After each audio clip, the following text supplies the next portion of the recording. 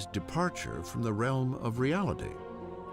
There are those who think that Robespierre really has reached so extreme and so unreasonable a position that he can't turn back, that his fanaticism has somehow overtaken him, and there are those who think he's just gone nuts. Once again, Robespierre's suspicions turn to those closest at hand. On June 27th, now the 9th of Thermidor, he appears before the convention and delivers a speech of threats.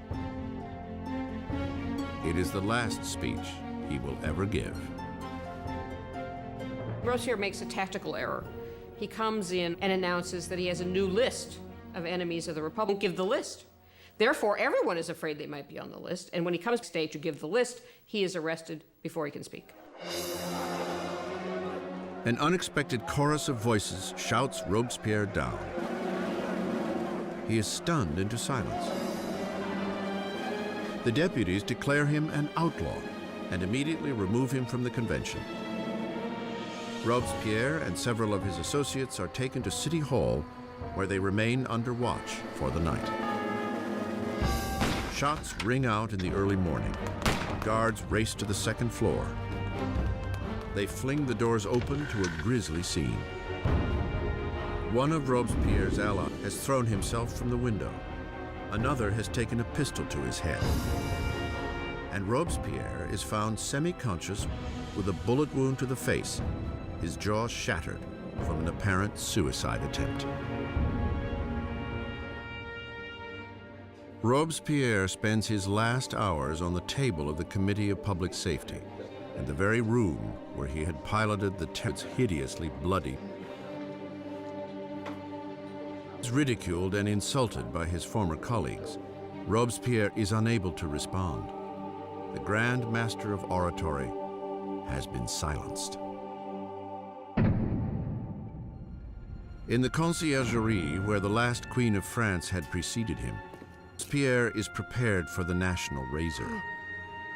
His cellmate, the revolutionary Saint-Just, points to a painting of the rights of man and declares, "At least we did that." Robespierre had spearheaded a revolution and changed the face of France.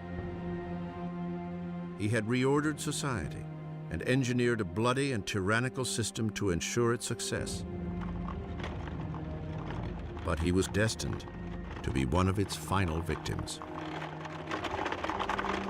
It turns out that there is a great deal of enthusiasm for ending the terror. Nobody can figure out how to do it. And what turns out to be the case is that the only thing that will end the terror, and apparently the only thing they can all agree upon, is the fall of Robespierre. On July 27th, 1794, the guillotine comes down on the incorruptible. And the last blood of the terror is shed. The terror dies with Robespierre, but the revolution does not. The rights of man, democracy, the new republic, the accomplishments of the revolution would far outlive any of the revolutionaries themselves.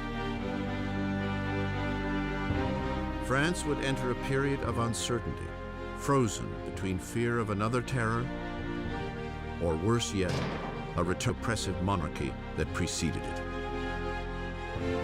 5 stagnant years would pass before power once again consolidated in the hands of a single man, Napoleon Bonaparte. Historians disagree over the end of the revolution. Some believe it died with the rise of Napoleon.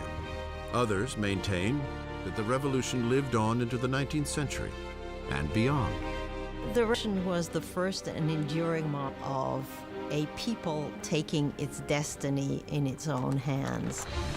The idea that the subjects of the oldest, the most established, the most glorious monarchy in Europe could decide to completely rewrite their history was something that had extraordinary resonance. The revolution tore apart the old feudal fabric of Europe and forever changed the course of Western civilization. The question raised by the French Revolution is how much violence is justified in achieving a better society? Do people have the right to overthrow what they see as an unjust system, to replace it with what they are convinced in their hearts is a more just system? How much violence is justified in doing that? We still face this question today.